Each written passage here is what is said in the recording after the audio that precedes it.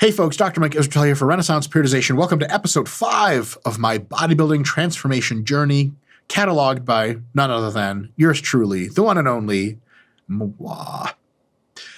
Post-show rebound. Last week we talked about the peak week and the result of the show. All was really good. Rebound. Right after the show ended on Saturday.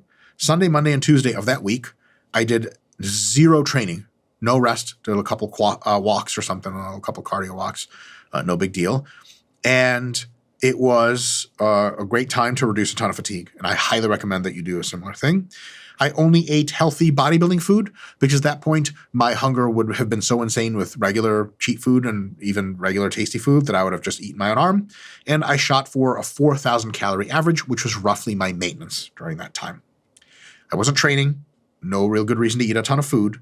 Then on Wednesday of that week, I began to train and slowly ramp up training for a total of a 4-week mesocycle. I did 11,000 steps per day, which is a lot, more than I normally mass with, but that was just to keep the fat down lower than it could have accumulated to. Also, if I stop walking a lot and I'm gaining weight really fast, my lower back cramps so much that I'm like useless. So I was trying to prevent that. I successfully did. And mostly bodybuilding food during those 4 weeks, but 2 meals at least out of the week, more like 2 to 3, were cheat meals. And then at some point later in the process, a few more. 5,000 calories on average during that time. It's a lot of calories, 1,000 calorie surplus, roughly, maybe a little less than that. And it was done with similar special sports supplements as to pre-show. So a lot of anabolic throughput to gain plenty of mass, but no more orals because those are bad to take long-term, et cetera, et cetera. So that's what I did.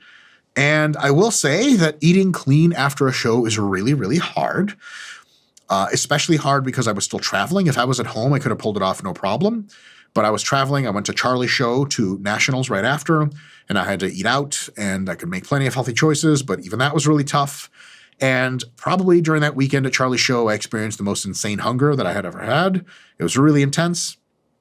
Some days I had 6,000, even more, 7,000 calories in a day, and I was still hungry and could have eaten more. I ate 3 Chipotle burritos in a row within a half an hour period as a meal. Okay, usually I eat 1 and I'm like, holy shit. I eat 1.5 and I'm like, I'm never doing this again. I ate 3 like it wasn't even there. My stomach literally hurt. I literally had proto-vomit coming up. I had to fall asleep sitting up instead of laying down because then the vomit would just come, and I was still interested in eating more food. That's how nuts it was. However, I mostly pulled off the process, eating mostly healthy foods, not going completely crazy, keeping steps up, and I trained very hard during that whole time. So I put on some decent muscle. I definitely got bigger and stronger during these 4 weeks, and I put on plenty of fat, but the thing is that's actually desired, and that's one of the biggest myths about post-contest rebound. People always talk about staying lean. I was a DEX of 5.8% body fat the week before my show.